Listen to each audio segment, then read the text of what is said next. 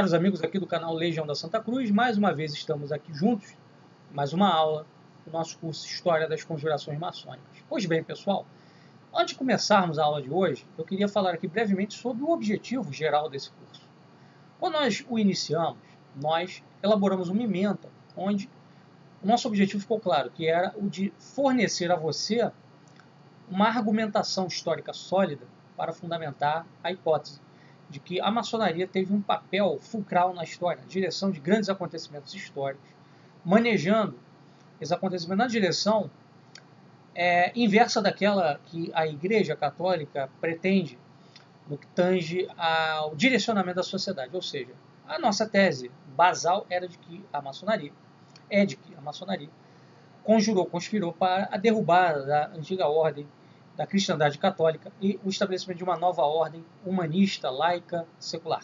Portanto, nosso objetivo aqui é fornecer a você um instrumental documental, um arsenal de argumentos, de fontes, que dê sustentabilidade a esta tese. Porque o que nós vemos por aí, seja na internet, seja no que tange a uma literatura pseudo-histórica, é muita fantasia em relação a esse assunto. E muito pouca fundamentação. Então, nosso objetivo neste curso é justamente trazer essa fundamentação historiográfica, histórica, documental. E hoje, particularmente, a nossa aula ela é visando isso. Tá?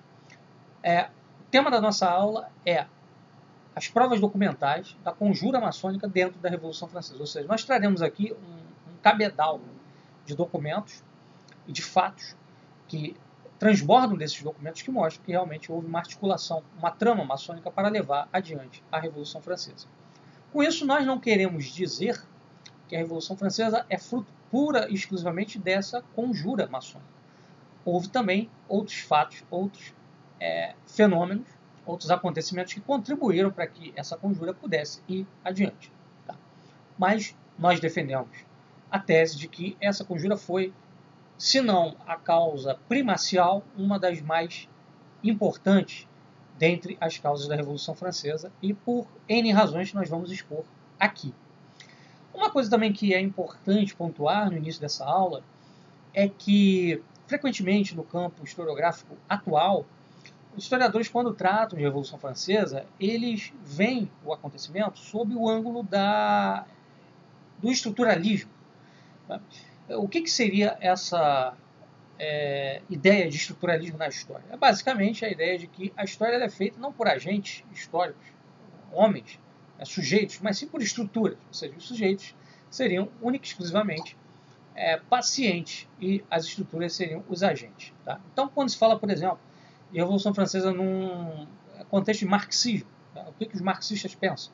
Eles dizem, olha, a França está vivendo uma transformação econômica, estava indo na direção do capitalismo, e havia um desalinhamento entre a estrutura econômica, de um lado, que era capitalista, burguesa, e do outro, a estrutura política, que era ainda aristocrática, absolutista, ou seja, a burguesia tinha poder econômico, mas não tinha poder político, e queria ascender ao poder político. Portanto, ela fez uma revolução para poder derrubar a antiga ordem e criar uma nova ordem política segundo a sua imagem e semelhança. Ou seja, dentro dessa visão, a história ela é fundamentalmente provocada, causada por fatores econômicos. Tá? A Revolução Francesa ela adquire, portanto, aí um caráter de classe, ou seja, foi uma revolução para colocar uma nova classe, uma classe emergente no poder, tá? E de modo que são as estruturas econômicas que explicam a Revolução Francesa, que explicariam a Revolução Francesa. Um dos grandes representantes dessa visão historiográfica é Albert Soubou, um historiador francês de linha marxista, que tem inclusive uma obra sobre a Revolução Francesa. Uma outra linha também muito comum é aquela seguida, por exemplo, por Kant e por tantos filósofos de linha iluminista, que dão conta de que, na verdade, havia, melhor dizendo, um desalinho, não entre a estrutura econômica e a estrutura política, mas sim entre a estrutura mental e a estrutura política. Então, assim, a Revolução teria sido fruto da razão iluminista, da emergência do pensamento iluminista, de maneira que o absolutismo ele estava preso à tradição, ao passado, à Idade Média, embora a gente saiba que na Idade Média não tenha existido o poder absoluto dos reis, mas, enfim, o absolutismo estava ligado de um modo ou de outro, a uma tradição religiosa que remetia à Idade Média, né? E de maneira que quando a razão chegou a um certo grau de desenvolvimento, ela se liberou dos dogmas religiosos e aí ela exigia um novo tipo de arranjo político-social que o absolutismo não era capaz de fornecer. Então, foi feita a Revolução justamente para trazer à luz, né, a luz do dia a dia, né, político, né, do dia a dia social, aquelas novas visões filosóficas que o homem conseguiu eruir do Renascimento, da Ilustração e etc. Tá? Então, basicamente, são essas as duas visões que existem no campo historiográfico, né? De que a Revolução Francesa ou foi fruto do capitalismo, da burguesia, né? Ou, né, da razão iluminista. Bom, essas intervenções elas não estão completamente destituídas de sentido, né? Mas elas têm que ser bem localizadas. Porque o fato é que a França, ela, como mostra uma obra do Alfred Coban, melhor dizendo, né, o historiador Alfred Coban, o livro Interpretação Social da Revolução Francesa, ela não tinha ainda, a França, uma burguesia amadurecida como a Inglaterra. Ela não possuía ainda um capitalismo amadurecido como o inglês. Então, falar de capitalismo na França é uma metáfora, né? Não existia precisamente um capitalismo na França na época, né, antes da Revolução Francesa. A gente pode falar de capitalismo na França amadurecido a partir de Napoleão, né, e só. Antes, não. Antes você tinha um mercantilismo que estava evoluindo lentamente para um capitalismo, mas ainda não era exatamente um capitalismo. Tá? E por outro lado, né, a grande parte dos atores da Revolução, né, os sans-culottes, por exemplo, que entraram na Revolução, que também atuaram na Revolução, eles não tinham conhecimento dos filósofos da Ilustração. Não liam Rousseau, não liam Voltaire, não liam Montesquieu. Quem lia isso era a elite, né? A alta burguesia, né? Até mesmo uma certa aristocracia, né? E não um homem do povo, o populacho, que também vai participar da Revolução, não por conta de ideais iluministas que ele trouxesse, que ele carregasse, mas sim por outras razões que vão depois, evidentemente, ser instrumentalizadas pelos líderes da Revolução que têm essa ideologia iluminista. Tá? Mas, enfim, tudo isso poderia existir, capitalismo, burguesia efervescente na França, iluminismo efervescente, que por si só isso não daria uma revolução. A revolução demanda muito mais do que simplesmente ideias e um sistema econômico emergente. Revolução exige ação, atuação política, propriamente dita. E quando a gente fala de atuação política, a gente fala de agentes políticos, agentes reais, seres humanos. Tá? Isso, infelizmente, hoje, na leitura que se faz na historiografia atual, fica de lado. Então nós precisamos retomar, né, a importância dos agentes reais, até para poder entender também o papel maçônico na Revolução, porque esse papel ele se estabelece a partir dos agentes reais, que se interligam a partir das lojas maçônicas. Perfeito? Então, essa introdução era importante para a gente poder compreender o escopo dessa aula. Então, vou começar aqui, pessoal, trazendo algumas provas documentais da conjura maçônica na Revolução Francesa, iniciando por um livro que pouquíssimo conhecido, mas que foi lançado em 1771. Tá? Livro este, escrito por Sébastien Mercier, que era um dos corifeus do filosofismo iluminista na França na época. Tá? O nome do livro em francês melhor dizendo, em português, né? Traduzir fica melhor, no ano 2240, ou Sonho se ele jamais existir. Um livro estranho, o próprio nome é estranho, né? Um ano muito distante, até mesmo de nós que estamos aqui em pleno 2020, no qual os acontecimentos da Revolução, que só vai se desencadear 18 anos depois, né, esse livro é de 1771, a Revolução começa em 1789. Tá? Esses acontecimentos são nitidamente indicados. Tá? Então, de duas uma, ou o sujeito tinha uma bola de cristal, ou então a arquitetura da Revolução já estava preparada. Tá? Nesse livro, Mercier anunciava o seguinte, né? No capítulo 1º, ele fala da soberania dos reis absolutos sendo abolida pelos Estados Gerais reunidos. Veja, os Estados Gerais na França eram basicamente os deputados que representavam o clero, a nobreza e o terceiro Estado, que era o povo, que compunha uma série de grupos, né? Burgueses, artesãos, camponeses, trabalhadores urbanos, etc. Desde Luís XIII, se eu não estou enganado, os Estados Gerais não eram mais convocados. Ou seja, mais de um século, né, que não havia uma convocação dos Estados Gerais para resolver questões políticas na França. Aí o Mercier fala de uma derrubada, né, do rei pelos Estados Gerais reunidos. Foi exatamente isso que aconteceu. Né? Em 1789, 14 de julho, a Assembleia, os Estados Gerais, né, ou melhor dizendo, o terceiro Estado, né, o povo, se declarou Assembleia Nacional Constituinte e começou a Revolução. Perfeito? A Bastilha é derrubada. Olha aí, mais um acontecimento que se deu justamente logo ali no início, né, da Revolução, queda da Bastilha.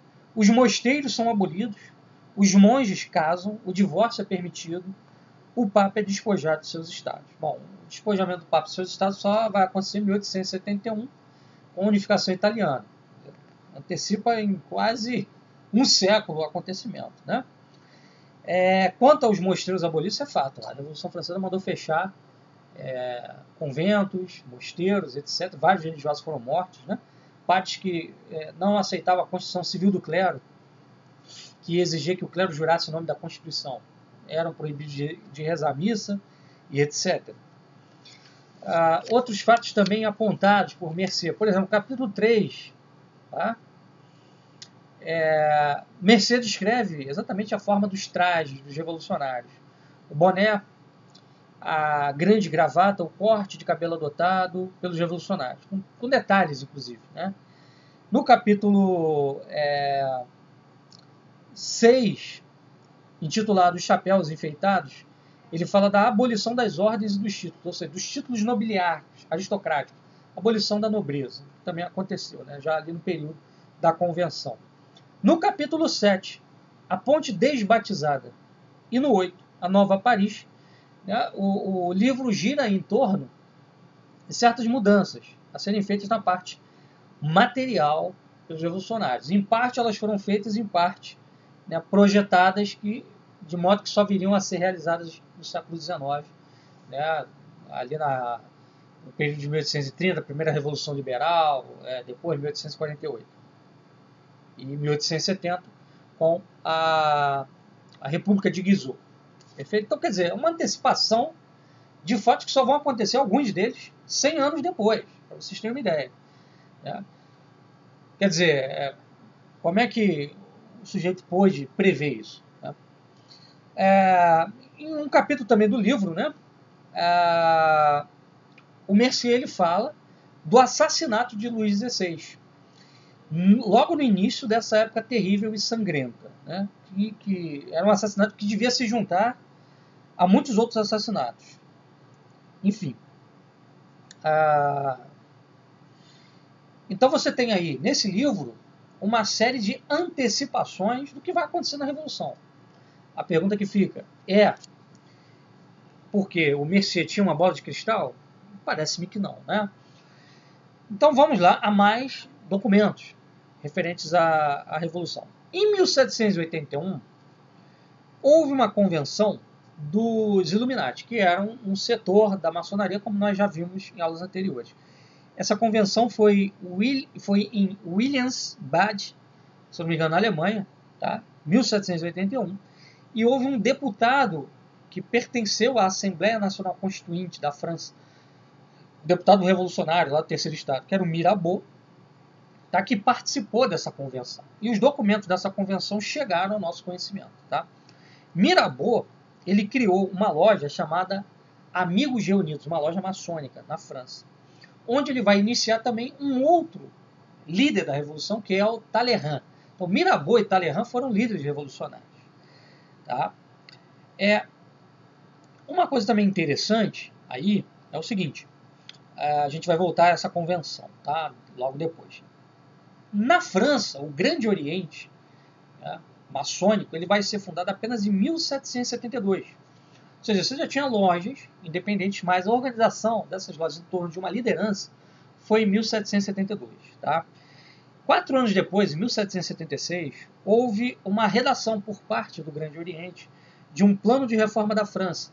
Essa redação foi escrita por Mirabeau, o mesmo que vai participar lá, né, da convenção de Williams-Bade, tá? Essa convenção dos Illuminati, em 1781. Tá? Interessante que nesse plano de reforma de Mirabeau, quais eram os pontos fulcrais? Né? A implementação da liberdade individual, fim do absolutismo régio, criação de uma Assembleia Nacional Constituinte, etc. Ou seja, todo o planejamento da Revolução já estava sendo feito ali. Tá? Uma coisa interessante a respeito do que eu falei aqui dessa convenção de Williams-Bade, em 1781, é que os documentos que chegaram até os historiadores mostram que nessa convenção esse pessoal, né, ligado à maçonaria e esses grupos mais radicais Illuminati, eles tinham chegado à conclusão de que havia acabado a fase de influência moral da maçonaria, né, influência no campo das ideias, no campo da filosofia, do pensamento, e eles teriam que começar a passar para o campo da ação política. Então, primeiramente fizeram, né, uma revolução cultural, mudando mentalidades, insuflando novas ideias, para depois passar à ação propriamente dita. Tá? E isso ficou resolvido em 1781, nessa convenção. Tá? E quem ficou com a missão de levar isso a cabo foi o Duque de Chartres, também conhecido como Felipe Égalité, um dos principais próceres da Revolução Francesa. Tá? Interessante que o Duque de Chartres, assim que termina essa convenção de Williams-Bade, ao voltar para a França, ele faz o quê? Ele vincula o Grande Oriente da França, tá, à loja-mãe, né, a grande loja, né, que tinha sua sede lá na Grã-Bretanha. Tá? Isso também acontece em 1781, ou seja, mais ou menos a ideia era coordenar as ações do Grande Oriente da França pelos do Grande Oriente inglês, tá? Pela loja-mãe da Inglaterra. Perfeito? E uma coisa também importante, nessa convenção de 1781, também fica resolvido o assassinato de 2 reis, Luís XVI e o rei da Suécia. Vejam, já naquele documento de Mercier se fala do assassinato do rei, né? E novamente na convenção de Williams-Bade isso é confirmado. O assassinato do rei Luís XVI é um elemento fulcral para levar a cabo a Revolução Francesa. Tá? Bom, um outro ponto também interessante, né? Um outro documento também que vem ao encontro disso tudo que a gente está falando aqui, foi um levantamento feito, tá, por 2 historiadores, o Augustin Cochin e o Charles Carpentier, tá? 2 historiadores franceses. Eles fizeram um estudo sobre a campanha eleitoral de 1789. Então vamos situar isso aqui. O que aconteceu em 1789? A França está vivendo uma crise econômica muito forte, o rei queria passar novos impostos, tá? Isso não foi muito bem aceito. E aí, o que foi proposto para o rei? Né? Convocação dos Estados Gerais. Aí a pergunta que fica, quem propôs isso para o rei? Né? Evidentemente, o rei ele estava cercado, como mostra, por exemplo, o Abade Barruel na sua obra Memória do Jacobinismo, por conselheiros ligados à maçonaria. Então, quem aconselhou o rei a convocar os Estados Gerais foram maçons, né, ligados ao seu conselho, que faziam parte do seu conselho. Perfeito? Então é o seguinte, nessa convocação dos Estados Gerais seriam eleitos deputados que representariam o clero, a nobreza e o povo, né, o primeiro, o segundo e o terceiro estado. Tá? E no meio disso tudo aí, seriam feitas petições ao rei pelas comunas, pelas vilas, pelas províncias, pelas cidades, pelos feudos espalhados pela França. Tá? E aí o que a gente vê é o seguinte, a gente vai pegar aqui algumas anotações sobre esse fato muito interessante que esses 2 historiadores levantam. Né? Vamos lá.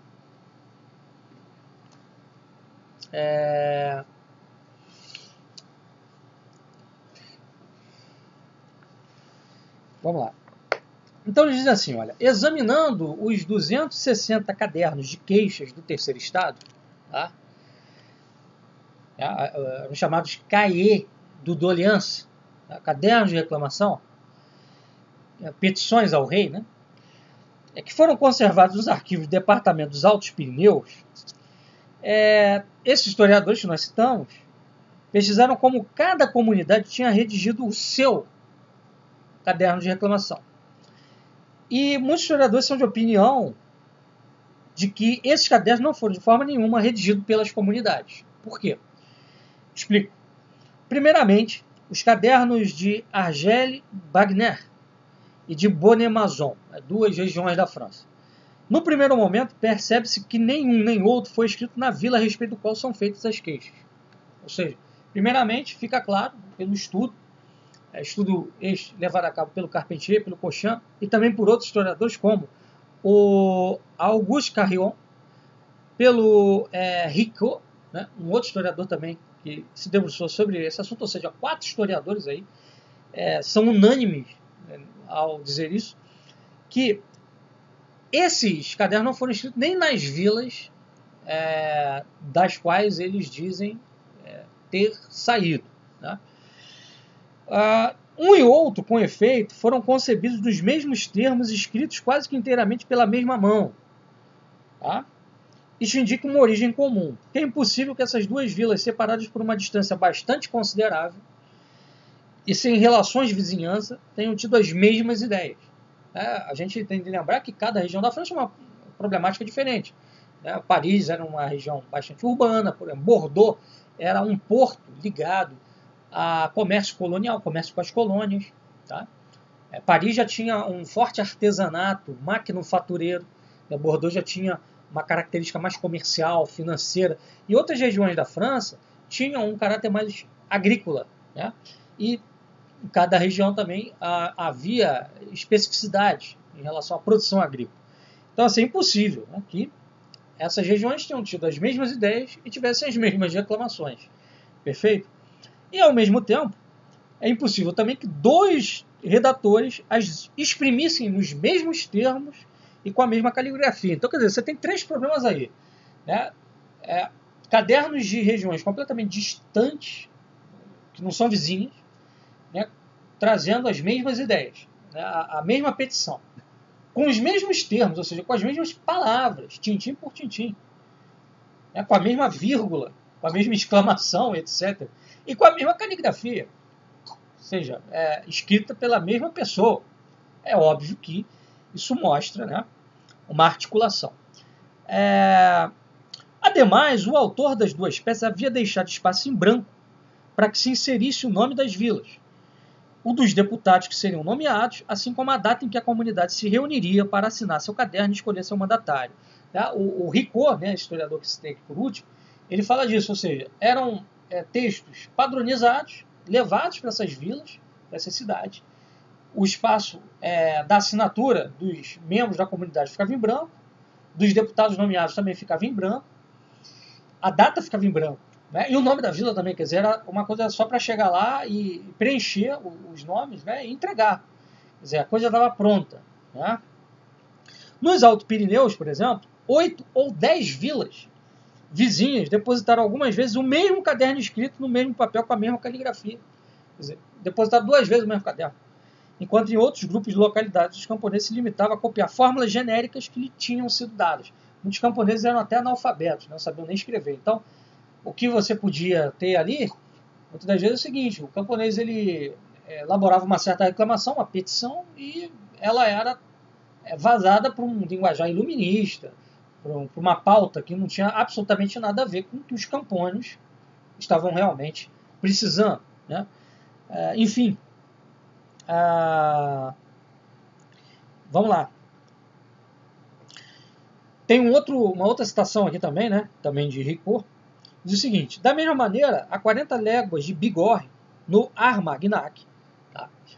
Em que um relatório de 29 de maio de 1789, emitido pelo Marquês de Faudois, governava aquele território, nos faz saber que, de um único rascunho, Os advogados, procuradores e notários de pequenas cidades faziam para todas as comunidades cópias parecidas, que vendiam bem caro aos conselhos de cada paróquia rural. Quer dizer, era uma coisa padronizada, que mostra uma articulação, né, que mostra que havia, sim, alguém, alguma sociedade, organizando essa ação a fim de extrair daí um resultado.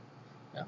Ou seja, padronizar as reclamações para, chegando lá na discussão dos Estados Gerais, obter um certo resultado que fosse aquele resultado que as lojas realmente precisavam. Tá? Uma coisa bem interessante que a gente precisa lembrar no meio disso tudo é que 2 anos antes da Revolução, vários guardas franceses eles foram iniciados na franco-maçonaria. Isso foi obra do Duque de Orleans, isso também está documentado. Tá? Daudin, um historiador francês também, né, ele fala numa obra chamada Les Véritables Auteurs de la Révolution de France, né, os verdadeiros autores da Revolução da França, das caixas de contribuição franco-maçônicas captadas em toda a Europa e dirigidas para a França. Tá?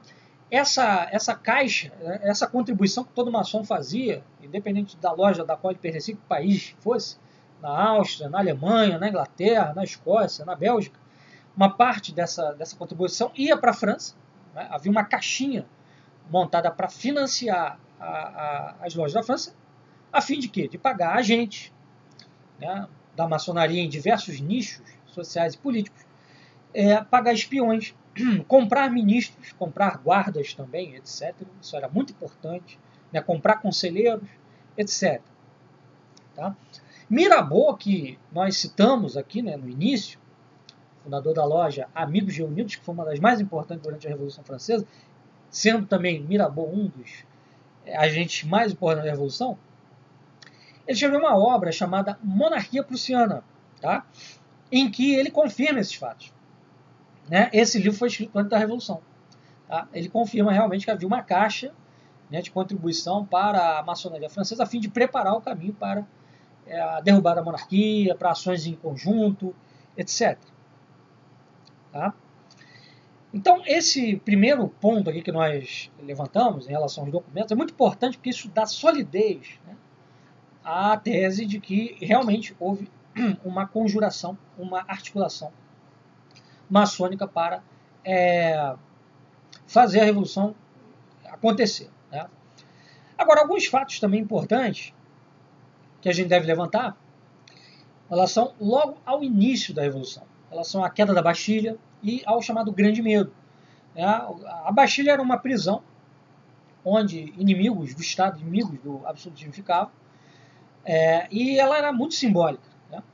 Então, assim, derrubar a Bastilha significava derrubar o regime.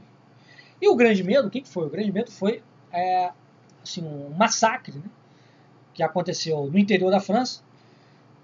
Comumente, a historiografia apresenta esse Grande Medo como sendo fruto de uma rebelião dos camponeses contra a nobreza feudal, mas a coisa é muito mais complexa. Tá? Então, primeiramente, sobre a queda da Bastilha, é bom entender algumas coisas. Em primeiro lugar, no dia 13 de julho de 1789, um dia antes da queda da Bastilha, houve uma reunião de vários conjurados na igreja de Santo Antoninho. Era muito comum esses maçons se reunirem em alguma igreja. Tá? Por exemplo, os jacobinos, né, se reuniam na igreja de Saint-Jacques, daí o nome jacobinos. A ordem do dia nessa reunião era a organização de uma milícia burguesa. E essa reunião ela foi presidida por 2 maçons, né? Dufour, que era advogado do Grande Oriente, e Villeneuve, que era deputado da loja Moderação, ou seja, ele era um deputado do terceiro estado que representava a loja Moderação, quer dizer, representava a burguesia, mas fazia parte de uma loja maçônica. Né? Então, quer dizer, são esses 2 caras que vão montar uma milícia armada para derrubar a Bastilha e para desencadear, né, o caos em Paris. Tá? Quem comanda o ataque à Bastilha não é nenhum dos 2. Tá? É Moreton de Chambrillin, que era maçom da loja Candura. Tá bom? Quem vai tomar a Bastilha é uma comuna, tá? E que vai ser liderada pelo Laizé. Laizé era um líder maçom também, tá? Burguês, que também era oficial do Grande Oriente. Então, vocês veem que logo no iniciozinho da Revolução, as ações de caotização, vamos dizer assim, de protestos, né, manifestações, ações realmente violentas contra o poder, são lideradas por 4 maçons, né, Dufour, Villeneuve, Chamberlain e o Laizet. Perfeito? São os 4 que lideram a questão da queda da Bastilha, que vai desencadear a rebelião popular, que vai dar asa a uma revolução. Tá? Muitas das vezes a gente tem que entender também, a gente acho que chegou a falar na aula passada, que assim, rebeliões populares, elas existem e sempre vão existir na história, mas para elas chegarem a ser uma revolução, você precisa de uma arquitetura. E quem vai dar essa arquitetura, né, é um grupo organizado. E esse grupo organizado, no caso da França, era o pessoal ligado à maçonaria, era a burguesia ligada à maçonaria. Ao mesmo tempo que acontece a queda da Bastilha, no campo, né, então queda da Bastilha na cidade, em Paris, no campo, começa o grande medo, nas províncias, né, nas áreas feudais. Como eu falei, né, tradicionalmente na historiografia fala-se de uma rebelião camponesa contra os senhores feudais, os nobres feudais. Porém, a gente tem que lembrar de alguns pontos importantes que são levantados pelo Alfred Coban no seu livro Interpretação Social da Revolução Francesa, onde ele desconstrói um pouco essa tese, dizendo o seguinte: olha, lá no mundo feudal, no mundo do campo, né, o camponês estava cada vez mais descolado do nobre, do senhor feudal, porque a maioria da nobreza já morava, né, nas regiões urbanas. E o que os nobres faziam? Eles terceirizavam a cobrança dos impostos feudais, talha, corvéia, etc. Que cada vez mais era pago em forma de dinheiro. Como é que eles faziam isso? Eles nomeavam um cobrador chamado routier, que era uma espécie de publicano, cobrador de impostos, que cobrava uma taxa em juros, né, para ganhar um extra em cima daquele serviço que ele fazia de cobrar impostos sobre os camponeses. Então, assim, se o camponês tinha que pagar X, o routier cobrava 2X, né, porque ele precisava tirar a comissão dele. Perfeito? Então isso foi criando uma revolta nos camponeses, mas não era uma revolta contra o feudalismo, era sim uma revolta contra a entrada do capitalismo no campo. Entendeu? E os camponeses sabiam muito bem que os agentes, né, dessa expoliação não era exatamente o senhor feudal, né, ou o nobre que estava lá na cidade, mas sim o routier. Então, assim, o Abade Barruel e outros autores que levantam essa questão da conjura maçônica na Revolução, eles falam, na verdade, que houve sim, né, a participação de camponeses e tal, mas não só. Houve também a contratação de bandoleiros, né? Então, assim, fala-se muito, né, de grupos de bandoleiros, de bandidos mesmo, à espreita em bosques, à espreita em colinas, esperando uma ordem para atacar um castelo, né, um feudo, um condado, e massacrar nobres, né? Enfim, criando realmente um clima de terror. Né? Esse clima de terror, aí que é interessante, ele vai gerar um medo na população. E muitos camponeses, até para se protegerem também desses ataques, né, que estavam desorganizando o sistema produtivo e social no campo de uma forma assim duríssima, radical, né?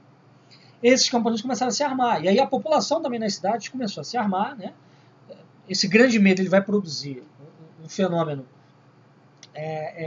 psicológico de grande ansiedade na população francesa.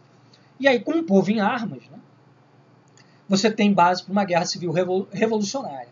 Você está com todo mundo armado e agora você pode jogar uma facção contra a outra, né, para você extrair dali os resultados que você espera. Se você não conseguir extrair todos os resultados, pelo menos alguma coisa você consegue. Tá? Isso é muito interessante porque assim, essa questão também do povo em armas, né, quem deu armas ao povo? Né, quem forneceu armas? Porque assim, o camponês tradicionalmente ele não usava armas, quer dizer, ele tinha o quê? Um michado, uma pá, um ancinho. Né? Então quem vai fornecer armas para a população, seja rural, seja camponesa para atacar a nobreza e tal, para se juntar a esses bandoleiros, serão esses grupos articulados em torno da maçonaria que vão fornecer esses bandoleiros dinheiro e recursos para levar isso a cabo. Tá? Então, quer dizer, os bandoleiros espalham armas, né? Espalham terror, grupos de camponeses também revoltados vão se unir, né? Mas a coisa não é iniciada exatamente pelos camponeses, e sim por essas quadrilhas, né? Organizadas desde há um certo tempo, né? pelo trama, né? pela arquitetura toda que foi sendo montada nas lojas, enfim, e pelo dinheiro, né? Pela caixa que a gente chegou a falar aqui, né? E que também é referida pelo Mirabeau. Essa caixa de contribuição é que vai fornecer a grana para armar a população. Perfeito? Agora, para ele terminar, né? A gente tem uma lista completa aqui dos nomes que efetivamente participaram, né, que foram os cabeças da Revolução, e as lojas às quais eles se ligavam, se vinculavam. Né? Então, nesse ato revolucionário, nós encontramos todos os personagens que tiveram uma participação mais ativa na desordem política, social e religiosa da Revolução Francesa. Então, Philippe Galité, Mirabeau, Dumouriez, Lafayette, Custine, os irmãos Lamé, Dubois, Crancé, Roderet, Lepelletier de Saint-Fargeat, pertencem todos eles a uma única loja, chamada loja Acandura. Então aí, ó, grandes nomes, né? Philippe Galité, Mirabeau, Lafayette, etc. Babeuf, Hebert, Le Bon, Marat, Saint-Just pertencem à loja dos Amigos Reunidos, que foi fundada pelo Mirabeau. Tá? Bailly, Barré, Guillotin, né, o doutor Guillotin, que criou a guilhotina, Danton, membro da convenção, Garat, Lacépé, Brissot, Camille Desmoulins, Pétion, Marat, Hebert, Collot d'Herbeau, Dom Gesle saíram da loja das nove irmãs, mas uma loja aí que reunia grandes nomes da Revolução. Essa loja Nove Irmãs era uma loja à qual tinham pertencido Voltaire, D'Alembert, Diderot e Helvétius, ou seja, nomes centrais do Iluminismo. Nomes centrais do Iluminismo. Sieyès fazia parte da loja dos 22 e Robespierre era a Rosa Cruz do capítulo de Arras. Tá? Vocês vejam, por exemplo, esses personagens todos estão ligados a fatos que aconteceram, fatos decisivos da Revolução. Mirabeau, que no dia 6 de maio de 1789, aponta para Luís XVI, dizendo, eis a vítima, ou seja, eis quem tem que ser morto. É a cabeça dele que tem que ser derrubada, arrancada. Sieyès, que no dia 16 de junho, proclama que não pode existir nenhum veto contra a Assembleia que vai regenerar a França. Guillotin, que no dia 21 de junho de 1792, arrasta os deputados para a sala do Jeu de Paume, e é esse outro maçom, Bailly, que improvisa o juramento da revolta. Camille Desmoulins, quem no dia 14 de julho, no jardim de Palais Royal, lança a multidão o grito, as armas. Ou seja, as armas porque eles já tinham recebido as armas. Sinal da primeira morte da pilhagem, né, da queda da guilhotina, da queda da Bastilha também, né?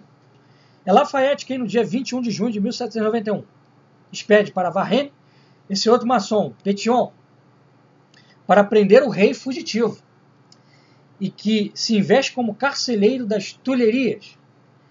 O mesmo Pétion, prefeito de Paris, abandona no dia 20 de junho de 1792 a família real aos ultrajes das hordas ébrias das ruas. Pétion quem vai jogar o rei, né, nos braços do povo revoltado contra a fuga dele. Roderet, quem no dia 10 de agosto, após um novo assalto às Tulherias, entrega a família real à convenção.